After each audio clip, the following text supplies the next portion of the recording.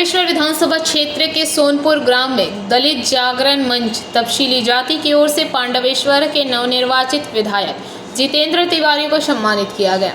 कार्यक्रम में मंच के सदस्यों ने विधायक का स्वागत करते हुए उन्हें पुष्पगुच्छ एवं स्मृति चिन्ह भेंट कर सम्मानित किया। इस अवसर पर विधायक जितेंद्र तिवारी ने मंच के सभी सदस्यों का आभार व्यक्त करते हुए कहा कि उन्हें दलित जागरण मंच की ओर से सम्मानित किया गया है, जिसके लिए वह सभी सदस्यों को धन्यवाद देते हैं।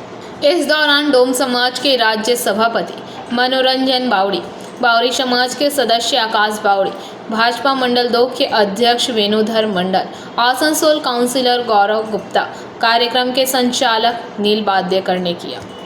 বলি সেটা সত্যি সত্যি কার্যকরী করা, এটার মধ্যে বহু ডিফারেন্স আছে, বহু ডিফারেন্স। অত সোজা না বলা যায়, বলতে মাইকে বলতে ভালো লাগে, কারো শুনতে ভালো লাগে, খুব ভালো ভালো কথা বলে আমরা চলে যাই। আমি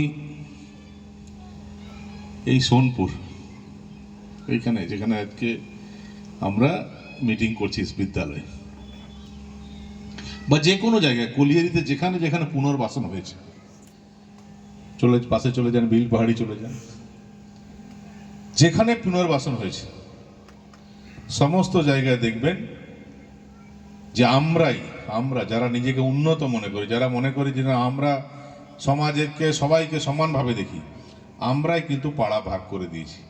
জেনারেল কাস্টে পাড়া অন্যদিকে থাকবে, শিডিউল কাস্টের পাড়া অন্যদিকে থাকবে, জেনারেল কাস্টের ঘর অন্যদিকে থাকবে, শিডিউল কাস্টের ঘর অন্যদিকে থাকবে। এটা আমরা করেছি, এটা ইসিএল করে দেয়নি, কিন্তু অন্য কেউ করে দেন, আমরা করে দিয়েছি এবং আমরা মেনেও নিয়েছি। এটা আমি নীলকে সেদিন বলছিলাম যে তোরা কি করে মেনে নিলি, তোরা কেন বললি না যে না কেন এই ভাগাভাগি হবে, কেন এই ভাগাভাগি হবে, যে একটা কাস্টের ঘর একটা ওইদিকে থাকবে, শিডিউল কাস্টের পাড়া অন্যদিকে থাকবে, কেন থাকবে? বললো দাদা তখন বলা যায় না। আসতে পেরে এবং